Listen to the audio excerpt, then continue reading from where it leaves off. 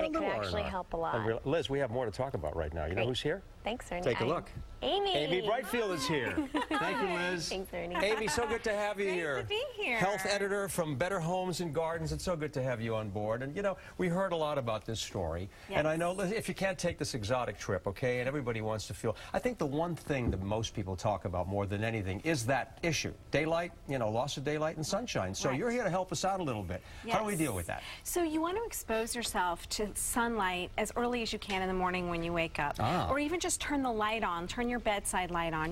because light suppresses your body's production. So as soon as you get up, turn the lights on? Yes, don't get ready in the dark. Okay. And if it's light out, if it happens to be daylight when you get up, go to a window and expose yourself to natural light. Even if it's not intensely sunny, just exposing yourself to that daylight first thing sets your clock on the right foot and also suppresses your body's production of melatonin, which makes you sleepy. So you want to suppress that production of melatonin as much as you can because you have fewer hours of daylight during the day. So we want to control that mood situation that we talked about. And also, we mentioned carbohydrates, and your diet changes too in the wintertime. Well, you tend to crave more carbs because carbs help your body produce more serotonin, which is that feel-good chemical that your brain produces.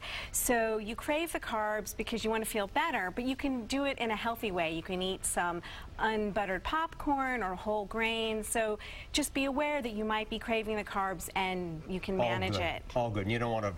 You don't want to blow up. You don't want to eat cookies, but just as long as you're aware that it might happen, you can strategize to eat the healthy carbs. Okay, let's talk about kids. All right, it touches everybody. Kids, less time playing outdoors, and their routine changes too.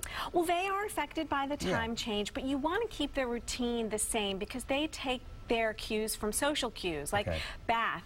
Reading a book before bed. So their schedules are as much about ritualization. So keep them on a regular schedule. Keep them on the regular schedule, and it might take a week for them to adjust to the time change. They might feel more tired. You could give them a nap, but you don't want to do that too close to bedtime because you don't want to throw them off. You want their bodies to acclimate. Yes. Okay, a lot of older people especially have difficulty driving at night, and they worry about losing their mobility. Okay, what else can we do about that? So elderly people, if you can't drive at night, reach out to a friend, a neighbor. A community center might have some services that can help elderly people who can't do that, or try to get out and do your errands earlier in the day when you're exposed to more light.